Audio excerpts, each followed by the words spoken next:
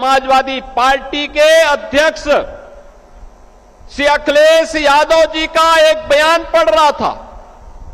वो कह रहे थे कि उनकी सरकार आएगी तो अयोध्या को धार्मिक नगरी बनाएगी। अरे आप क्या धार्मिक नगरी बनाएंगे? आपने तो अपना इतिहास देखिए, राम भक्तों पर गोली आप ही के लोगों ने चलाई थी, आप ही की सरकार ने चलाई थी, समाजवादी पार्टी की सरकार ने। आज जब राम भक्तों के परिश्रम और पुरुषार्थ से प्रधानमंत्री मोदी जी के नेतृत्व में अयोध्या अब त्रेता युग का स्मरण करा रही है, तो आपके मुंह में भी पानी आने लग गया है। अरे भूल जाओ, आपने तो थानों में और जेलों में कृष्ण जन्माष्टमी के आयोजन को भी रोक दिया था, कांवड़ यात्रा पे प्रतिबंध लगा दिया था।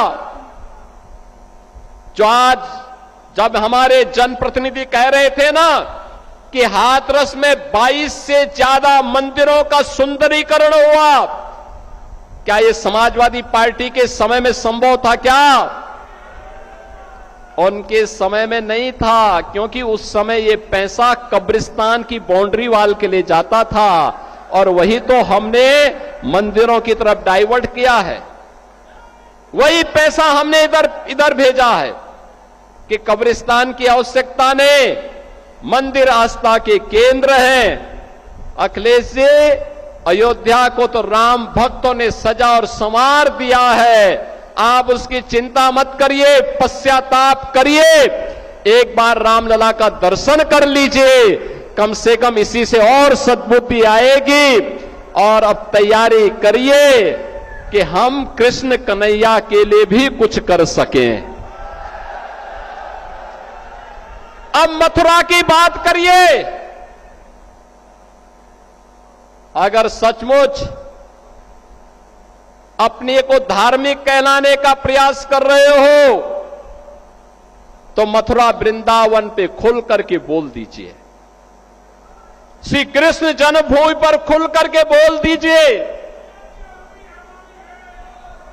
और बोलिए ना कि श्री राम जन्मभूमि मुक्ति के आंदोलन की तर्ज पर ही श्री कृष्ण जन्मभूमि की मुक्ति का भी अभियान चलना चाहिए। भगवान श्री कृष्ण की जन्मभूमि को भी सम्मान मिलना चाहिए। हमारी सरकार वहां श्रद्धालुओं को बुनियादी सुविधाएं उपलब्ध करवाने का कार्य कर रही है। युद्ध स्तर पर हम प्रयास कर रहे हैं, लेकिन आप में हिम्मत नहीं, क्योंकि आप तो मुल्ला और मौलवियों के सामने घुटने टेकने के सिवाय आपके पास कोई ऐसा एजेंडा नहीं जो प्रदेश के विकास के लिए हो, अयोध्या, मथुरा या काशी के उत्थान के लिए हो, उनकी पहचान को, पौराणिक पहचान को बनाए रखने के लिए हो। ये धूल झोंकने का काम मत करो। एक खिसियानी बिल्ली खंबा नोचे वाली कहावत को चरितार्थ मत करो। अयोध्या अपनी पहचान के लिए आप पर मोहताज नहीं है, अयोध्या की अपनी पहचान है और अयोध्या ने अपनी पहचान को दुनिया के अंदर फिर से बनाया हुआ है।